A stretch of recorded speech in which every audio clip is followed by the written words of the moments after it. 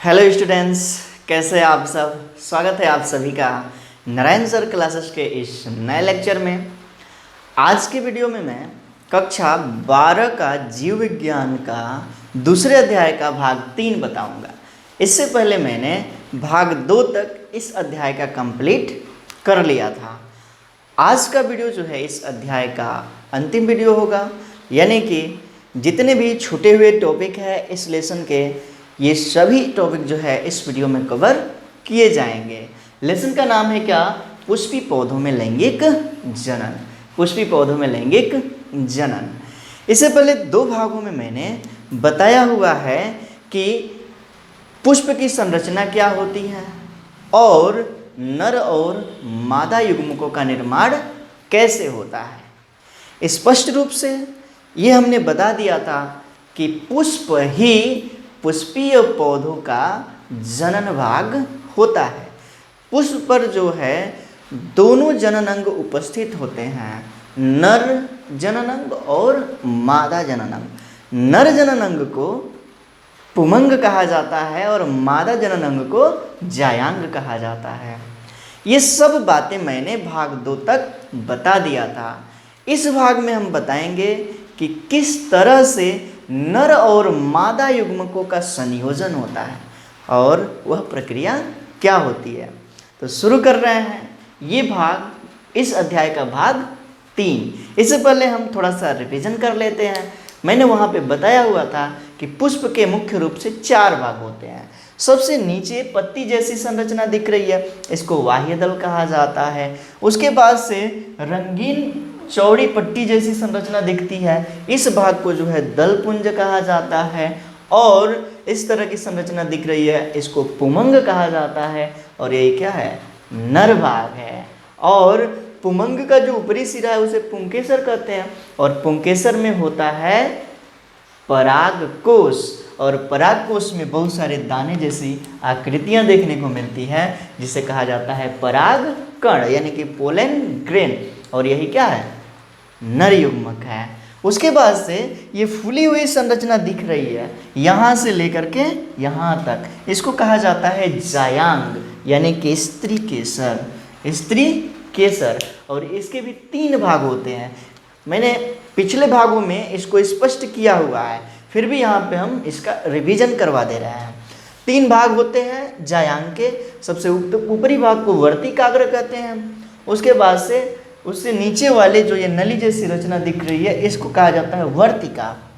और नीचे जो फूली हुई संरचना है, इस भाग को कहते हैं अंडाशय। अंडाशय के अंदर बहुत सारे बीजांड होते हैं। ये है क्या? तो बीजांड है। अंडाशय के अंदर बहुत सारे बीजांड होते हैं और बीजांड के अंदर पाई जाती है अंड कोशिका। और अंड कोशिका ही क्या है? मादा युग्मक है। क्या है? मादा युग्मक है।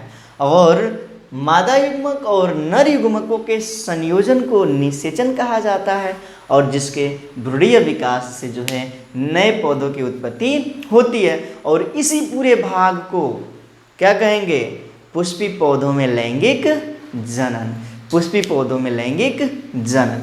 अब थोड़ा सा जान लेते हैं यहाँ पे कि जो पराग कण है वर्तिकाग्र पर पहुँचता है, स्वतः भी पहुँच जाता है और किसी न किसी जीवों के द्वारा भी, जीव या वायु या जल के द्वारा भी ये परागकण वर्तिकाग्र तक पहुँचता है। तो पराग कणों का परागकोश से निकल करके वर्तिकाग्र तक, इन पराग कणों का परागकोश से निकलकर वर्तिकाग्र तक पहुँचने की क्रिया को कहा जाता है क्या? परागण। परागण लिख लेते हैं यहाँ पे। परागण है क्या? परागण। तो पराग कणों का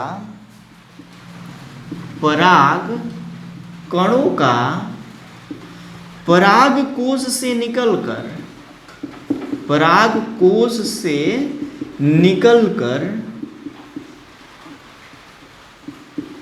वर्तिकाग्र तक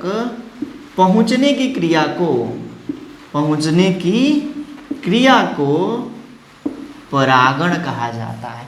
पराग कणों का पराग कोश से निकलकर वर्तिकाग्र तक पहुंचने की क्रिया को क्या कहते हैं? परागण कहते हैं। और पराग कण जो है वर्तिकाग्र तक किसी न किसी माध्यम से भी पहुंच सकता है या स्वतः पहुंच सकता है। तो इस तरह से परागण की क्रिया को दो भागों में बांटा गया है। एक जो है क्या है? स्वपरागण। स्वपरागण यानी कि सेल्फ पोलिनेशन। पोलिनेशन परागण की क्रिया को इंग्लिश में कहा जाता है पोलिनेशन। सेल्फ पोलिनेशन स्वपरागण, और दूसरा होता है परपरागण। परपरागण, और इसको इंग्लिश में बोला जाता है क्रॉस पोलिनेशन। पोलिनेशन। अब जो है बात कर लेते हैं स्वपरागण की। तो पराग कण का स्वतः वर्तिकाग्र पर पहुंचना, पराग कणों का स्वतः वर्तिकाग्र पर पहुंचना ही कहलाता है क्या? स्वपरागण। पराग कणों का स्वतः वर्तिकाग्र तक पहुंचने की क्रिया को ही कहा जाता है स्वपरागण। अब जो है परपरागण के बारे में बात करते हैं। तो परागण को वायु के माध्यम से या जल के माध्यम से या जंतुओं के माध्यम से वर्तिकाग्र तक पहुंचाया जाता है। यानी कि जल, वायु या जंतुओं के द्वारा परागण की क्रिया को कहा जाता है परपरागण। तो फिर से परपरागण को जो है 3 भागों में बांटा गया है। परपरागण को 3 भागों में बांटा गया है। पहला जो होगा क्या? तो वायु परागण, वायु पर परागण। दूसरा इसका हो जाएगा क्या? तो जंतु पर परागण। और तीसरा हो जाएगा क्या? तो जल पर परागण। तो मुख्य रूप से परागण की 3 क्रियाएं, पर परागण की 3 क्रियाएं। एक है वायु पर परागण, दूसरा है जंतु पर परागण और तीसरा है जल पर परागण।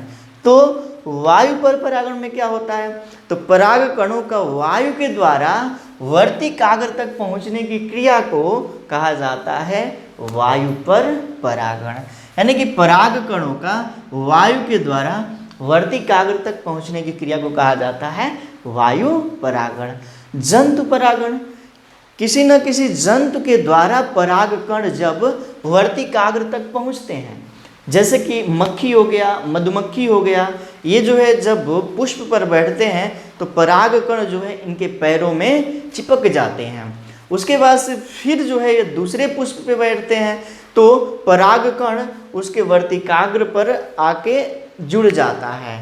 तो क्या हुआ? जंतु के द्वारा जो है पराग कण कहाँ पे आया? वर्तिकाग्र पर, और यही क्या कहलाएगा? जंतु पर परागण। सबसे अच्छा पर परागण कराने वाला जंतु कौन सा है? ये जो है हमेशा पूछता है एग्जाम में, जो है चाहे बोर्ड एग्जाम हो, कंपटीशन, नीट आदि के एग्जाम हो, इसमें जो है पूछता है कि कौन सा जंतु सबसे अच्छा पर परागण के लिए उत्तरदायी होता है। तो वह जंतु है मधुमक्खी। मधुमक्खी ये जो है पर परागण के लिए सबसे अच्छा जंतु है। तो यहाँ पे हमने बताया परागण और परागण के प्रकार। एक और परागण है, उसको हम जान लेते हैं क्या? कृत्रिम परागण जान लेते हैं। अगला जो परागण की क्रिया होगा वो क्या? तो कृत्रिम परागण।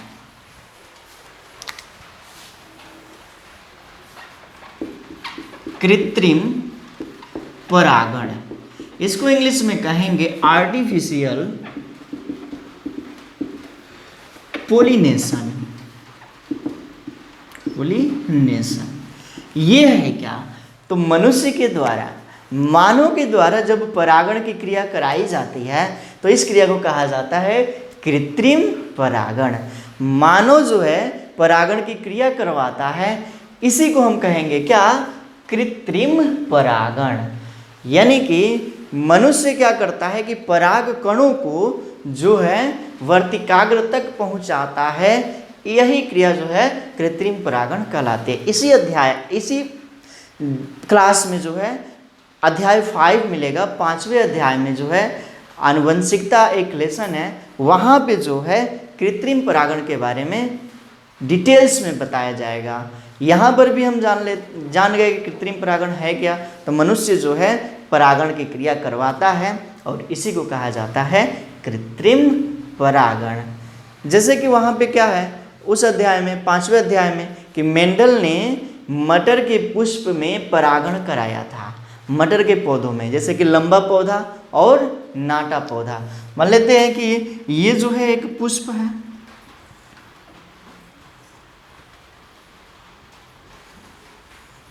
ये जो है एक पुष्प है और यह लंबे पौधे का पुष्प है, लंबे पौधे का पुष्प। और यहाँ पर दूसरा पुष्प है और ये कौन सा है, तो नाटे पौधे का पुष्प है। नाटे कह सकते हैं या बौने पौधे का, बौने पौधे का पुष्प है। ये जो है वर्तिकाग्र है, ये क्या है, वर्तिकाग्र है। ये जो है इसका क्या कहते हैं, जायांग है, पुमंग है।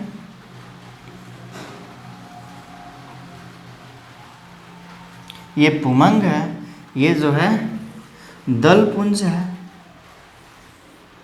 और ये जो है उसका बाह्य दल है। उसी तरह से ये इसका दल पुंज है, ये जो है इसका बाह्य दल पुंज है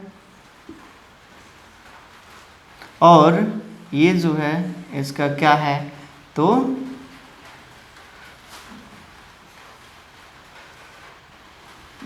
क्या है, तो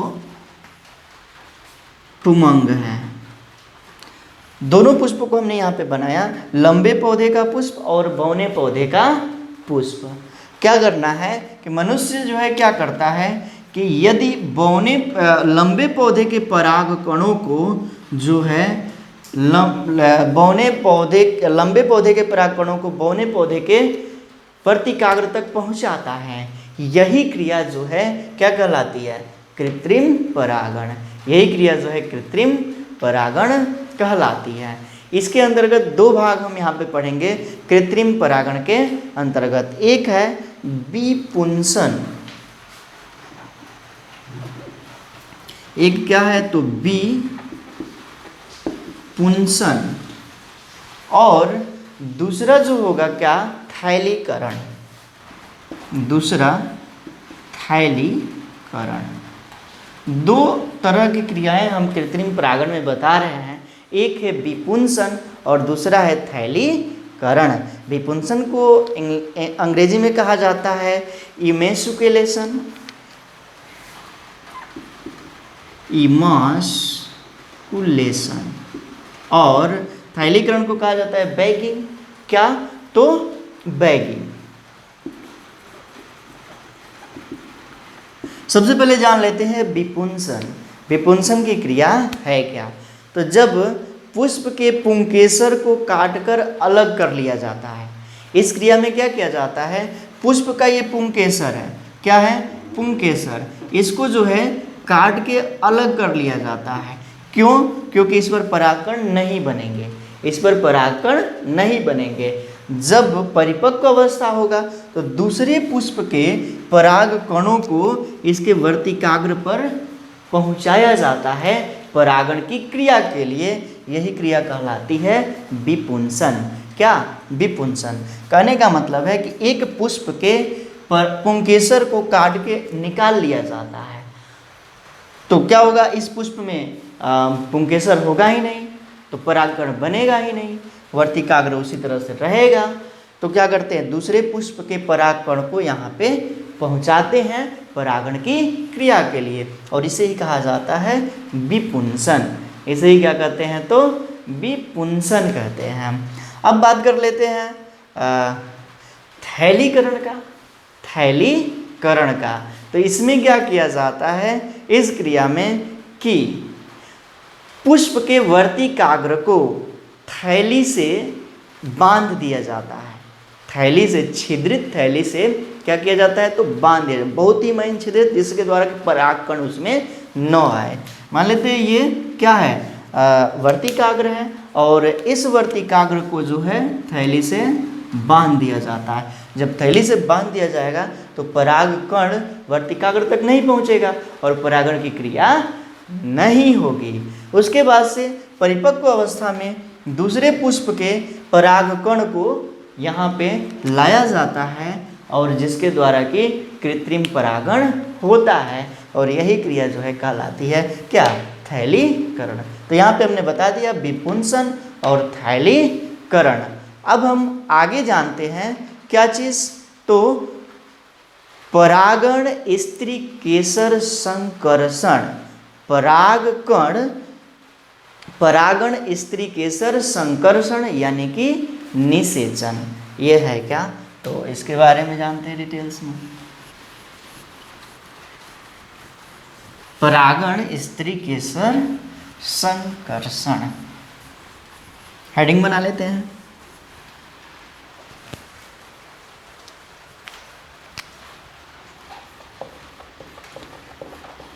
परागण स्त्री केसर संकर्षण या इसी को कहेंगे निषेचन। निषेचन अंग्रेजी में इसको जान लेते हैं पोलेन पिस्टिल इंटरेक्शन।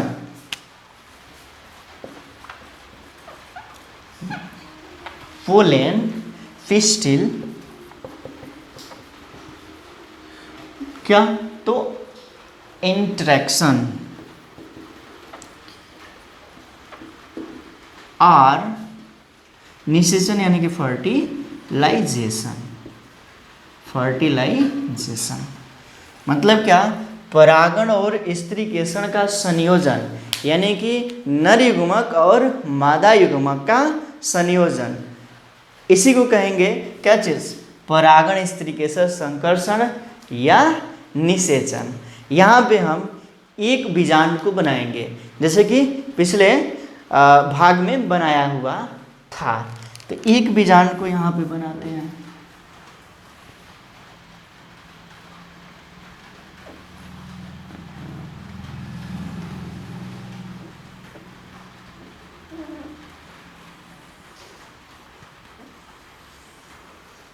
एक बीजांड को यहाँ पे हम बनाएंगे, फिर से बना लेते हैं।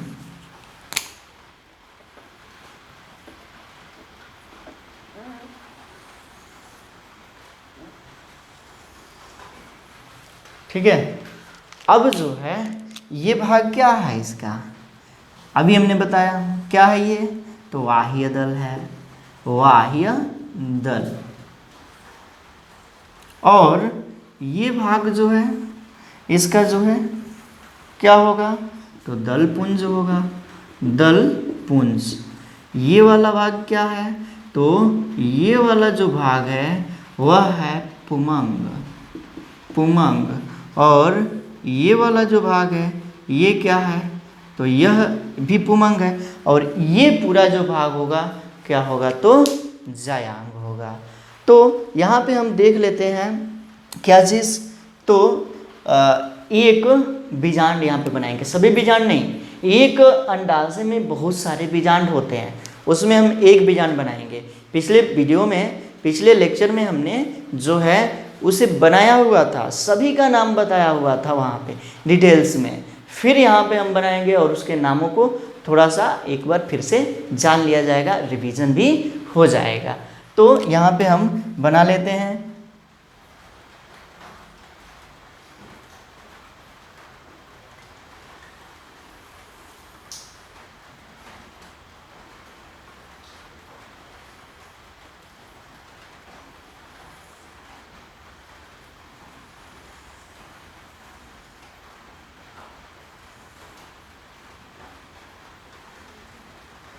देखिए यहाँ पे ये जो भाग है बताया गया था कि बीजांड जो है 2 आवरणों से होता है, घिरा होता है।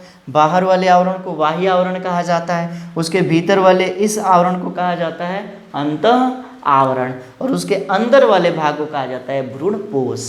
ये कौन सा भाग है? तो ये जो है भ्रूणपोष है, भ्रूणपोष।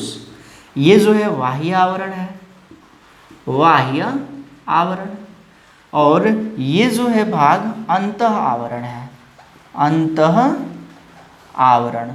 उसके बाद से ये जो दोनों आवरण जहाँ पे अपूर्ण है इसको कहा गया क्या? बीजांड द्वार, बीजांड द्वार। उसके बाद से इसके ठीक अपोजिट विपरीत वाला भाग को कहा जाता है क्या चीज़? तो ठीक इसके विपरीत वाले भाग को हम क्या कहते हैं? तो इसके विपरीत वाले भाग को निभाग कहा जाता है। क्या? तो निभाग, विपरीत वाले भाग को निभाग। चला जा, ठीक। उसके बाद से यहाँ पे जो है 3 कोशिका होती है, यहाँ पर भी 3 कोशिका होती हैं, और एक कोशिका जो है बीच में, जो बीच वाली कोशिका होती है इसको जो है कहा जाता है द्वितीयक केंद्रक, द्वितीयक केंद्रक। ये सब कुछ बातें हमने बताया हुआ था। द्वितीयक केंद्रक यानी कि पोलर न्यूक्लियस। उसके बाद से जो ऊपर की जो 3 कोशिकाएं होती हैं उसको कहा जाता है प्रतिमुख कोशिका। ये जो 3 कोशिकाएं दिख रही हैं यहाँ पे इसको कहते हैं प्रतिमुख कोशिका। और नीचे जो है 3 कोशिका है जिसमें से 2 कोशिका को सहायक कोशिका, और ये जो बीच वाली कोशिका है इसी को कहा जाता है अंड कोशिका। और यही क्या है? मादा युग्मक है, मादा युग्मक है। यही जो है अंड कोशिका जो है क्या है? मादा युग्मक है। ये जो है बात, ये जो बात है हमने वहीं पर भाग 2 में ही बताया हुआ है। अब जो है अब जानेंगे कि किस तरह से नर और मादा युग्मक का संयोजन होता है। नर और मादा युग्मक का कैसे संयोजन होता है। तो मैंने परागकण का संरचना बनाया हुआ था।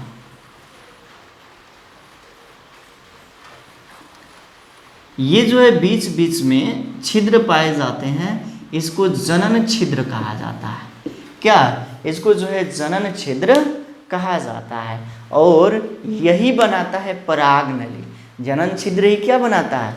पराग नली। उसके बाद से इसके अंदर 2 केंद्रक होते हैं, बताया गया था। एक को जनन केंद्रक कहा जाता है, जनन केंद्रक, और दूसरे को कहा जाता है वर्धी केंद्रक, वर्धी केंद्रक। जनन केंद्रक में फिर से विभाजन होता है और यह 2 भागों में बट जाता है। जनन केंद्रक में फिर से विभाजन होता है और यह जो है 2 भागों में बट जाता है, यानी कि 2 नर युग्मक बनाता है। ये क्या है? तो 2 नर युग्मक है। उसके बाद से जो है आगे हम जान लेते हैं कि क्या होता है। तो यहाँ से परागण जो है, यहाँ से परागण निकल करके आता है वर्तिकाग्र पर। तो यहाँ पे कुछ रसायन होते हैं, उस रसायनों से चिपक जाता है और अंकुरित हो जाता है। जैसे ही अंकुरित होता है यहाँ से एक नली बनना प्रारंभ हो जाती है, एक नली बनना प्रारंभ हो जाती है। इस नली को कहा जाता है पराग नली। इस नली को जो है क्या कहा जाता है? पराग नली।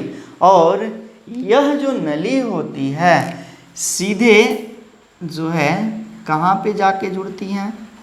तो सीधे यहाँ से आ जाती है भ्रूणपोष में।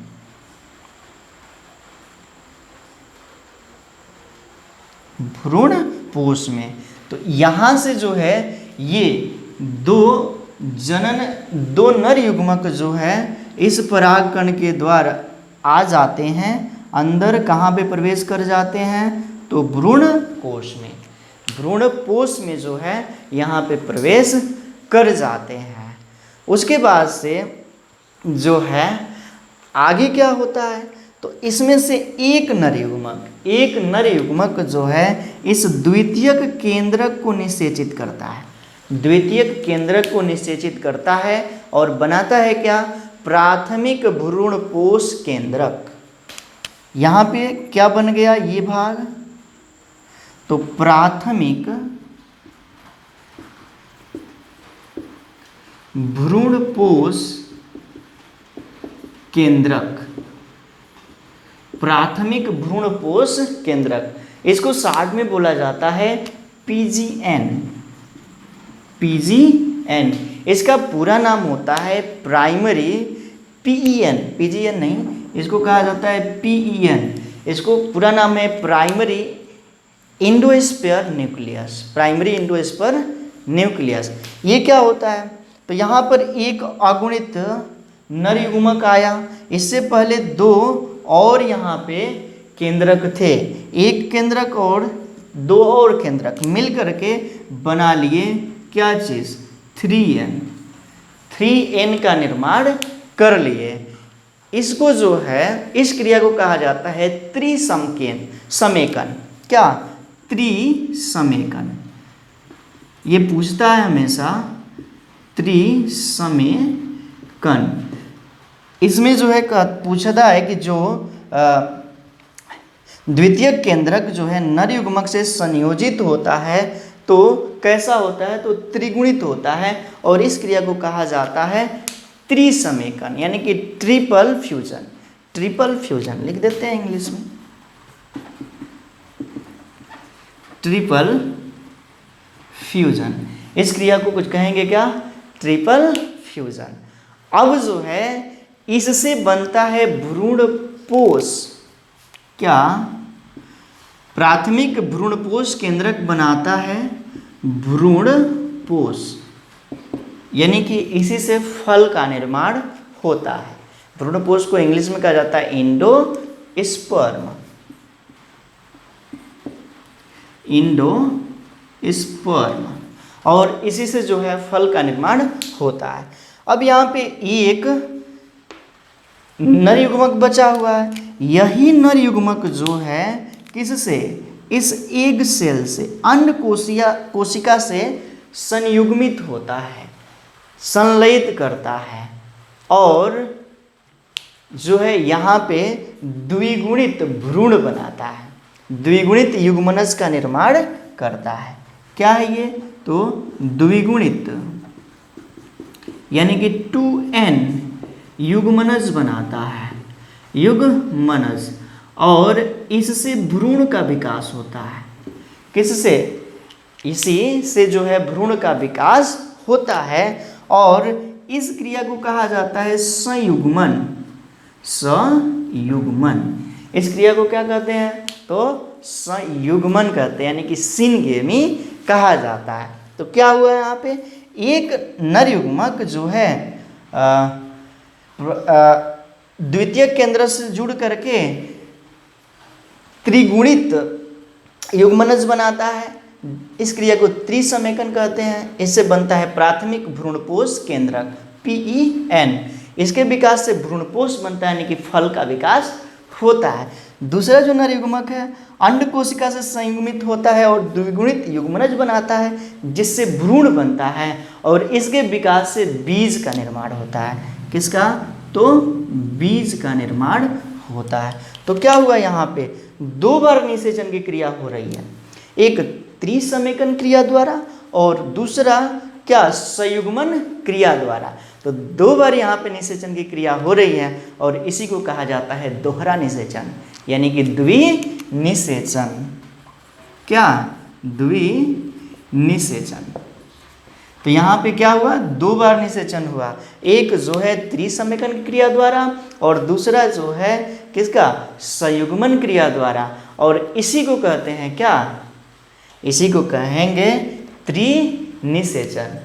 भाग 2 में एक नाम छूटा हुआ था, उसको हम नहीं बता पाए थे, यहाँ पे हम बता रहे हैं।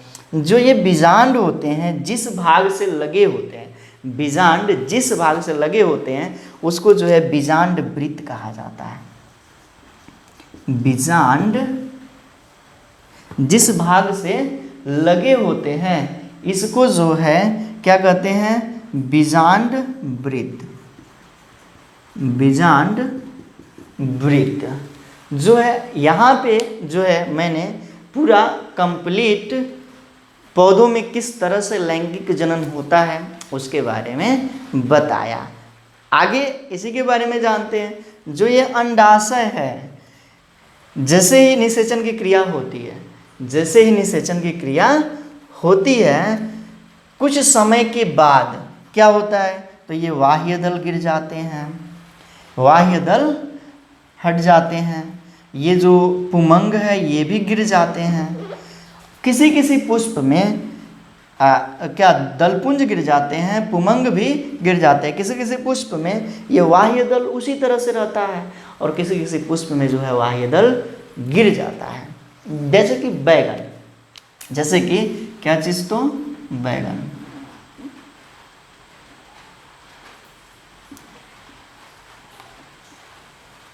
बैगन जो है उसका फल लगने के बाद भी उसका बाह्य दल उसी तरह से लगा रहता है।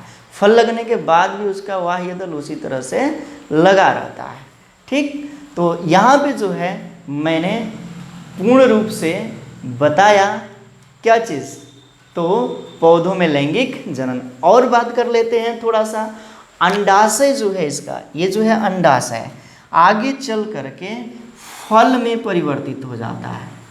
अंडाशय आगे चल करके किस में परिवर्तित हो जाता है, तो फल में। और जो ये बीजांड है ये आगे चल करके, बीजांड जो है आगे चल करके बीज में परिवर्तित हो जाता है।